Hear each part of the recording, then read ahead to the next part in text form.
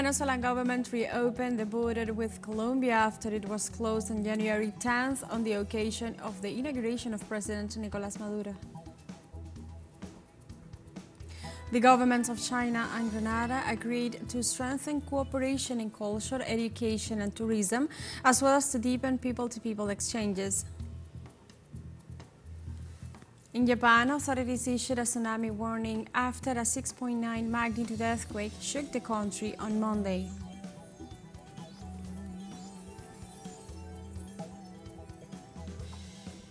Hello and welcome to From the South. I'm Alejandra Garcia from teleSUR Studios in Caracas, Venezuela. We begin with the news. Stay with us.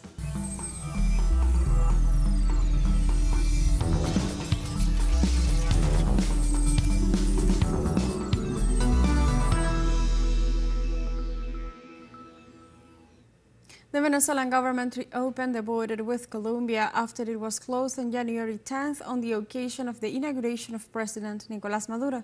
The governor of the state of Táchira, Freddy Bernal, said the borders was opened in complete peace and normality with the assistance of the united civilian, military and police forces. Bernal informed that the border was closed on January 10th after receiving information that an international military intervention against the Venezuelan territory could be in the making. In his speech during the border opening, Bernal condemned former Colombian President Álvaro Uribe's call for the military intervention and reiterated the peaceful atmosphere that can be breathed by the Venezuelan people who continue to work for its country's prosperity.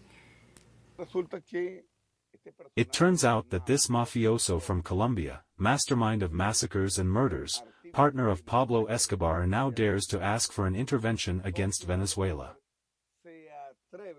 As Commander Chavez once said, "You didn't lack time, Uribe, you lacked balls." With Bolivar, with Chavez, and with Nicolas, we are waiting for you. Whenever you want. Wherever you want and however you want. We will make you bite the dust of defeat, you crook. The Venezuelan government paid posthumous tribute Monday to former Attorney General and ex-Vice President of the country, Isaías Rodríguez, who died Sunday at the age of 82. Isaías' body lied in state at the National Assembly building in Caracas, where the former Attorney General was honored by government officials and the Venezuelan people. The ceremony was presided over by Venezuelan President Nicolás Maduro, the Executive Vice President Delcy Rodríguez, and the President of the National Assembly, Jorge Rodríguez. In a speech broadcast on national television, Maduro praised Isaías Rodríguez's revolutionary life, especially as first executive vice president of President Hugo Chávez Frías. He was always ready to teach lessons about everyday facts. He was a professor of everyday issues, every topic, but he was not a teacher that only talked, but he also listened, which is the most important thing, because in listening is the key to be able to teach, because if you don't know to listen and how to learn, you won't be able to teach, no matter how wise or intelligent you are. In his speech at Isaías Rodríguez's posthumous homage, President Maduro thanked the deceased former vice president for his services to the homeland and sentenced that victory will always be on the side of the Venezuelan people. Isaías Rodríguez, fly high, the fight continues and the victory is ours. Thank you, Isaías. We love you. Thank you. In Venezuela, the Ministry of Interior and Justice arrested far-right militant Roalmi Alberto Cabeza Cedeño, dismantling the latest false positive attempt by the far-right.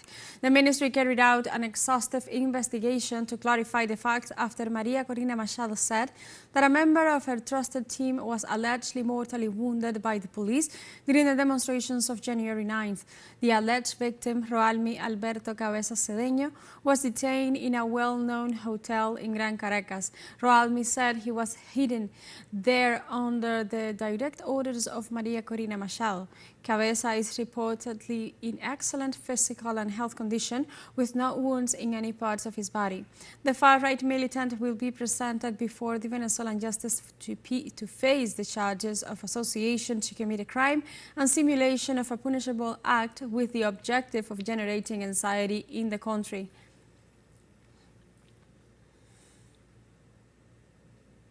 In Venezuela, the Interior, Justice and Peace Ministry issued an official communique to debunk the unfounded allegations of far-right opponent Maria Corina Machado.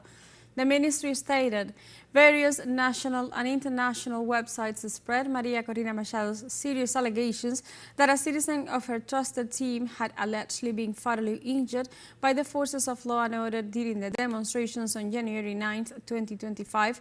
As a result, the Public Prosecutor's Office and state security agencies, through the Interior, Justice and Peace Ministry, have conducted a thorough investigation to clarify the facts. The entity further ensured, after the corresponding inquiries, we inform Venezuelans that citizen Roalmi Alberto Cabeza Cedeño, CIV 1802127776, has been detained in a well-known hotel in Greater Caracas, Venezuela, who confesses that he was in custody by order of citizen Maria Corina Machado. Likewise, the competent authority argued, it should be noted that citizen Roalmi Alberto Cabeza Cedeño is in excellent physical and health condition with no wounds in any parts of his body. The aforementioned citizen will be presented before the justice entities for both criminal association and simulation of a punishable act, which were aimed at generating anxiety in the country. The communique kept on saying, the Interior, Justice and Peace Ministry reaffirms its commitment to the guarantee of human rights as it is enshrined in our Constitution of the Bolivarian Republic of Venezuela, international treaties and other laws in force. In Venezuela, Attorney General Tarek William Saab denounced and condemned the calls for military intervention against Venezuela made by Álvaro Uribe and other far-right figures. Tarek William Saab said that an investigation was opened on this matter and announced an arrest warrant for Leopoldo Lopez and called for red notices to hold these people accountable for their crimes. The Attorney General said that Venezuela's public ministry will always act and uphold the Venezuelan Constitution. So I am just referring to a mental disorder man who has Álvaro Uribe, who on January 12 he launched that criminal, and that criminal summoned to a military foreign intervention here in Venezuela, and that serial killer who is recognized as a serial killer who just in a preliminary investigation it was found out that he killed lots of innocent people who wanted to call them as guerrilla through the false positive, and so he made Colombia a cemetery.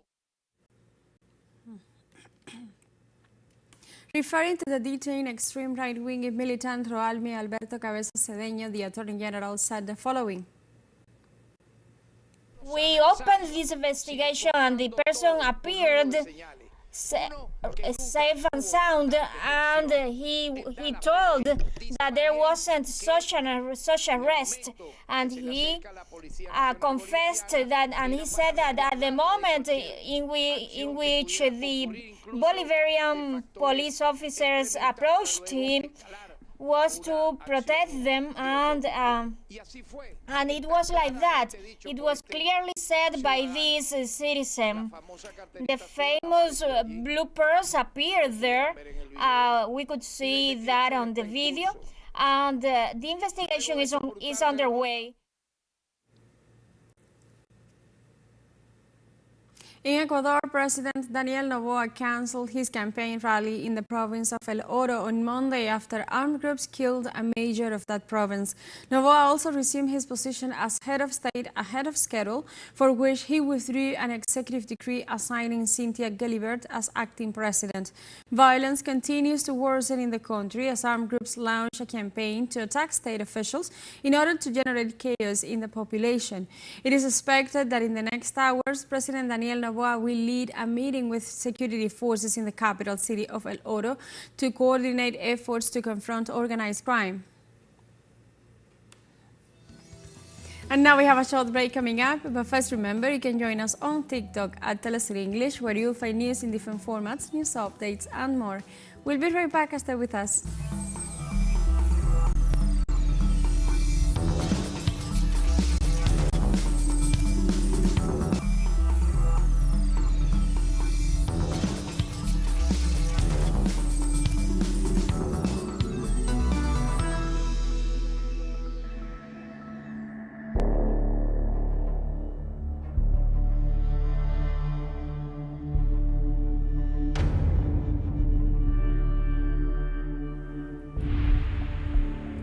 Welcome back to From the South. The Palestinian government asked the United Nations Security Council to put an end to the Israeli genocide in the Gaza Strip. In a communique, the Palestinian authorities condemned the failure of the international community to stop Israel's actions. In this regard, they urged the United Nations Security Council to force the Zionist regime to stop its genocidal offensive in the Gaza Strip, where more than 2 million Palestinians live. They also demanded the implementation of the Security Council resolutions, especially those stipulating a ceasefire and the entry of humanitarian aid into the Gaza Strip. The Israeli occupation forces continue their massacre against the Palestinian people in several areas of the Gaza Strip. During the last 24 hours, the Israeli army bombed the Salah al-Din school, home to thousands of displaced Palestinians in the west of the enclave, leaving 5 people dead and several injured. In East Gaza, several injured citizens arrived at the Baptist Hospital after an airstrike on a house, while to the south of the city, several Israeli ships attacked the area of Al-Asba, located on the Al-Mawasi coast in Rafah. We were sleeping at home, and suddenly, we heard the sound of bombing, and we did not know that the strike hit the same place where we live. We came here, and found about 6-7 collapsed houses, and more than 11 martyrs, most of them children. Suddenly a barrel fell. This is a residential area full of simple people, and there is no resistance or anything here. As you can see, 2, 3, 4, 5 houses. More than 6 houses destroyed, and they are all children and simple people. In Lebanon, President Joseph Aoun appointed Naf Salam as the country's prime minister with the task of forming a new government cabinet. The appointment of the nation's new prime minister was announced by the presidential office. In this regard, 85 members of parliament out of 128 voted in favor of Salam, while 34 abstained and 9 members of parliament advocated for the current head of interim government, Najib Mikati. In this context, Salam's candidacy was also supported by several Western and Arab states. Naf Salam, 71, was Lebanon's permanent representative to the United Nations in New York between 2007 and 2017. Thousands of Belgians went on strike across the nation on Monday, crippling air and rail traffic and shutting schools in the country's capital. Almost half of all flights at Brussels airport were reportedly cancelled as luggage handlers, security and other ground staff joined the walkout, while national train operator NMBS said it was running only a limited number of trains throughout the country. On the other hand, schools were shut with tens of thousands of teachers expected to join a national rally in Brussels. The demonstrators rejected the pension reforms that are being discussed by parties trying to form a new government following the June 2024 election. The protesters are also demanding better working conditions, company social contributions in proportion to their needs, and an end to unconditional donations. The governments of China and Grenada agreed to strengthen cooperation in culture, education and tourism, as well as to deepen people-to-people exchanges. The information was made known after a meeting held Monday in Beijing between Chinese President Xi Jinping and Grenada's Prime Minister Dichen Mitchell. During the meeting, both parties underlined the stable development of bilateral relations in recent years based on mutual respect, equality and political trust. The Chinese leader reaffirmed his willingness to strengthen common development strategies in favor of both nations. On the other hand, Mitchell reaffirmed his government's commitment to the principle of one China and expressed the Grenadians' admiration for the Chinese achievements under the leadership of the Communist Party. And we have a second short break coming up, but before we invite you to visit our YouTube channel at teleSUR English, that you'll be able to rewatch our interviews, top stories, special broadcastings and more. Hit the subscribe button and activate the notification bell to stay up to date on the world's most recent events. Final short break, don't go away.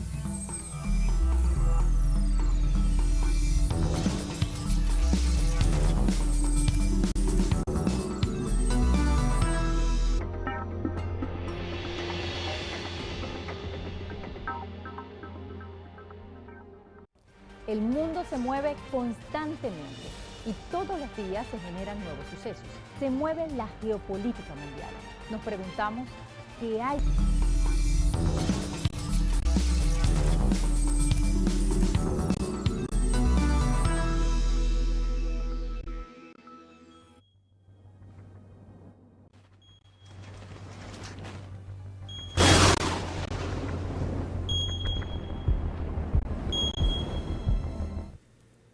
Welcome back to From the South.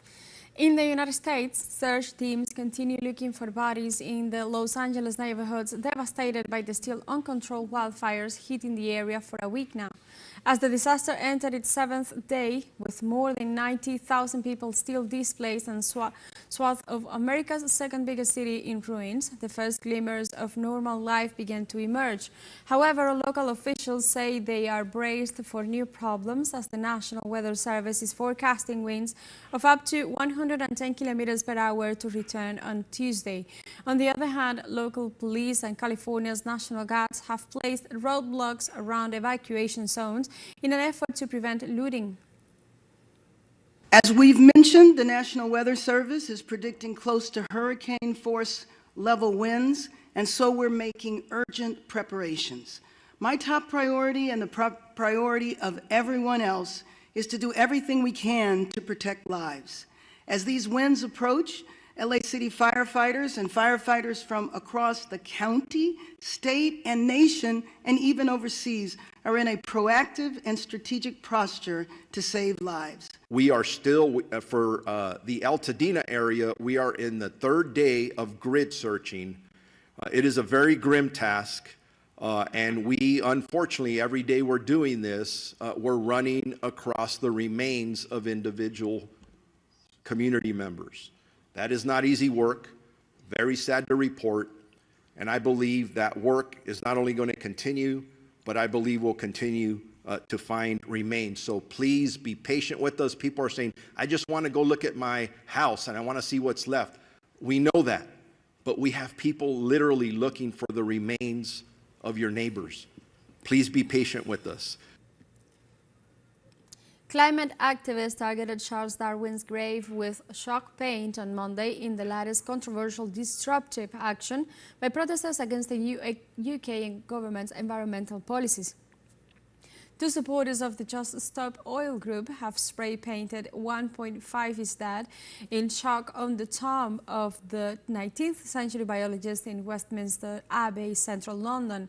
It follows last week's announcement by Europe's climate watchdog that average global temperatures over the past 2 years have for the first time exceeded the critical 1.5 Celsius warming limit.